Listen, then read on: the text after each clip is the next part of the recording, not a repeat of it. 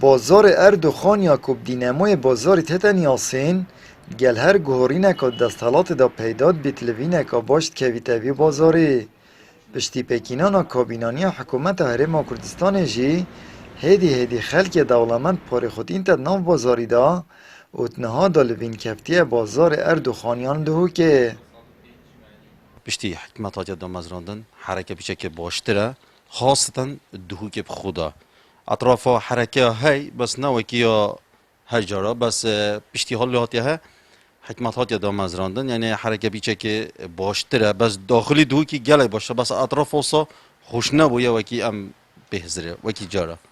انشاءالله ده حرکه هبیتن ده حرکه کویتی هک حکمت بیت دام مزراندن درستایی بیت چوید انشاءالله ده حرکه کویتی ده باشتر لید پشتی در بازبونا نه مهان بسر هلبجارتنین پارلمان کردستان و هبونان و کوکیان نابرا پارتن دا سالادار دال سرپیکینان حکومته خلکی دو دلو چاپترسیای بو ادنهاج دادگل هر لکته گشتن و پیشوچونکا سیاسی کارت کرن جین و جیار خلکید بید و آبور کردستان جی گشت کرد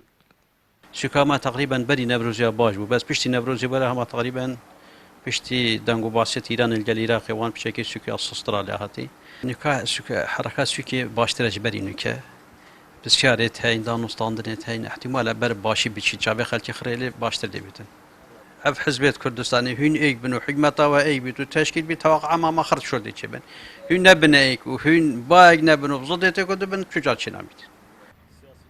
آبورینا سگجی فرد زانت حکومتانی پیشینین هفجینی و خانوبر و همو او پیشینین پیشتر هین پاولاتیان بیندان دا کو پارب کویتت ناو بازاری دا و کرین و فروتن به بهتا کرن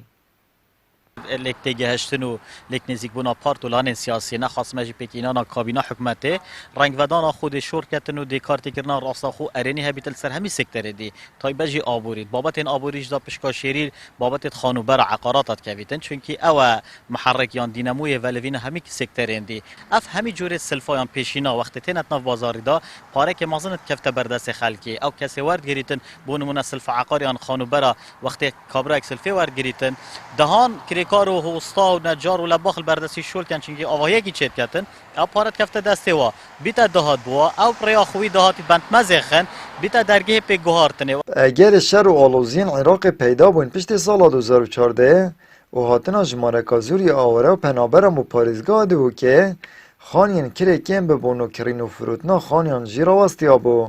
نهاج هیویه که یکولویم که ویت بازار نابری و بزا و بازرگانی پیش ببچید آمد بریفکانی کانال آسمانی پیام دهوک